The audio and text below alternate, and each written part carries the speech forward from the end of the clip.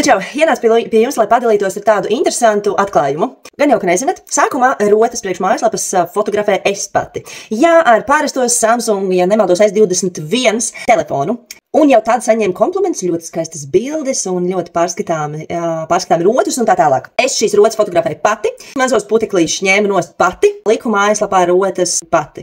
Es vienā brīdī nolēmu, vajag daudz laika, tad esam jāiegulda tieši fotografiju apstrādē. Es domāju, kas tad man, es taču neņemšu fotogrāfiju, tas taču maksā, tas noteikti maksā diezgan, un ņemot vērā to, ka man rotiņas lielākoties ir, piemēram, nezinu, kaut kādos 5 eksemplāros katra, un līdz ar to ir ļoti plašs piedāvājums. Es domāju, ka tas nebūtu izdevīgi, ja saskaitot bildes cenu ar pieejamo rotu cenu.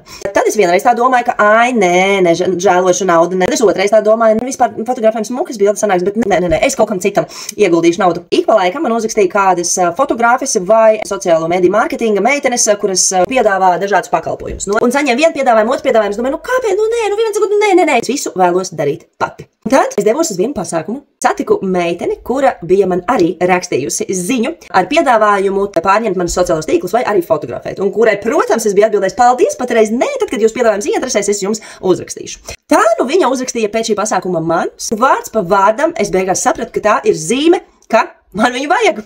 Patreiz viņa ir tā, kas fotografē visas jaunās rotas. Es vairs vispār ar to nenodarbojos. Es šo darbu viņai atstāju profesionāli, jo viņai tiešām sanāk, un es saņemu daudz vairāk labas atsauksmes un novērtējumus par šīm bildēm. Un delikāti, skaisti, vienkārši un labi saprotami. Ko es ar šo visu gribēju pateikt? Ņemiet vērā zīmes, kas jums tiek dotas. Cilvēkus, kas jums tiek piešķirti, ja jums tiek piedāvāti, tad pieņemiet viņus. Jo, ja tu vienreiz atrādīsi, otrais atrādīsi, trešoreiz atrādīsi, tad varbūt ceturto reizi tev vairs tos nepiedāvās. Visi cilvēki, ar kuriem sadarbojos, pie manis ir nokļuvuši netīšām. Viņus neesmu meklējusi, bet es esmu ļoti priecīga, ka man ar viņiem ir sadarbība. Un sadarbība nenozīmē neapmaksāts saturs, nē.